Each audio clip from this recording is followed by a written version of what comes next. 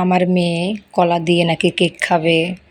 আমাকে বলছে মামুনি আমাকে কলা দিয়ে কেক বানার জন্য আমি কলা দিয়ে কেক বানাবো, তো সেটাই শেয়ার করবো আপনাদের মাঝে। তো এখানে আমি একটু কলা নিয়েছি কুচি করে কেটে, এখানে আমি একটি ডিম নিয়ে নিলাম। তো ডিমটা নিয়ে ভালোভাবে আমি ফেটিয়ে নেব। তো ভালোভাবে ফেটিয়ে নেওয়া হয়ে গেছে দেখতে পাচ্ছেন। তারপর আমি এখানে আমি চিনি দিয়ে দেব।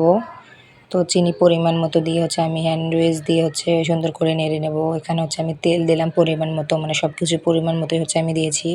তো ভালোভাবে মিশিয়ে নিয়ে আমি এখানে আমি ময়দা নিয়ে নেব 1 কাপ, না হাফ কাপ ময়দা নিয়ে নেব। তো সেটি আমি চেলে নেব। তারপর আমি এখানে বেকিং পাউডার হাফ চামচ দিয়েছি। তো সব কিছুই আমি সুন্দর করে চেলে নিলাম। তো চেলে নেওয়ার পর ভালোভাবে আমি আবারও হ্যান্ড উইচ দিয়ে সুন্দর করে মিশিয়ে নেব।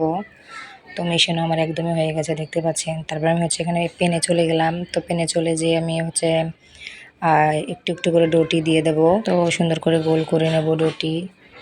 তো দেখতেই পাচ্ছেন কতটা সুন্দর হয়েছে, বাবলস কেটেছে দেখতেই পাচ্ছেন। আমি এটা ঘুরিয়ে নিচ্ছি। তো কতটা সুন্দর লাগছে, এটা স্পঞ্জি কেক।